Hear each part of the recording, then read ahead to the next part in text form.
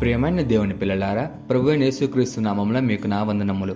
మన జీవితంలో అనేక ఆస్తులు, బంగారం, వెండి వంటి సంపదల కోసం మనం పరితపిస్తూనే ఉంటాం.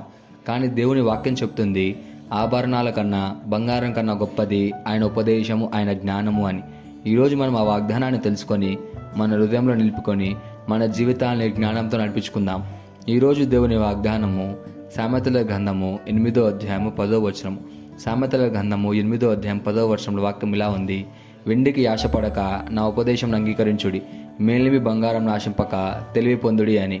ఈ వాక్యం దేవుని జ్ఞానానికి గల విలువను మనకు స్పష్టంగా చూపిస్తుంది. మనం సాధారణంగా వెండి, బంగారం వంటి వస్తువులు విలువైనదని భావిస్తాం. అవి మనకి కృషితో సంపాదించగలిగే విషయాలు. కానీ దేవుని ఉపదేశం, ఆయన జ్ఞానం కొనలేనిది, ఆభరణాల కంటే మహత్తరమైనది. ఎందుకంటే బంగారం క్షీణించిపోతుంది, లేకపోతే దొంగలు దోచుకుపోతారు. కానీ దేవుని జ్ఞానం మన అంతరంగాన్ని మార్చేస్తుంది, మన ఆత్మకు విలువనిస్తుంది, శాశ్వతంగా ఉండే దారిని చూపిస్తుంది. ఈ ఉపదేశం ద్వారా మనం సత్యాన్ని తెలుసుకొని క్రమబద్ధమైన దైవముఖ్యమైన జీవితాన్ని నడిపించగలం.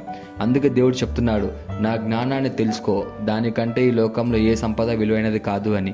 ఈ వాక్యానికి ఆధారంగా మనం సొలొమోను రాజు ఉదాహరణలు చూద్దాం.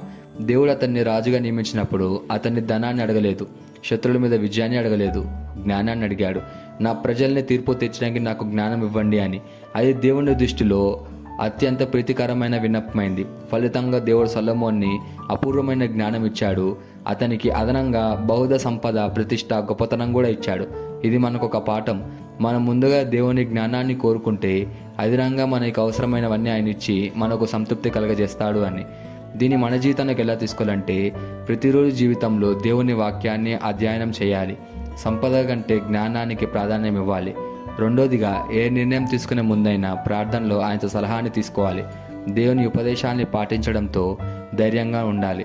ఇతరులకి ఆ జ్ఞానాన్ని గురించి మనం పంచుకోవాలి. ఈ వాగ్దానాన్ని మనం స్వతంత్రించలాగున మనం ప్రార్థన చేద్దాం.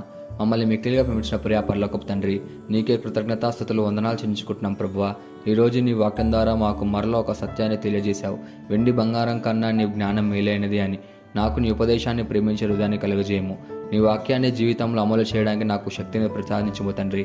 నా నిర్ణయాలలో జ్ఞానం, తెలివి ప్రసాదించమని ప్రార్థిస్తూ యేసుక్రీస్తు నామములో అడుగుచున్నాము తండ్రి. ఆమేన్.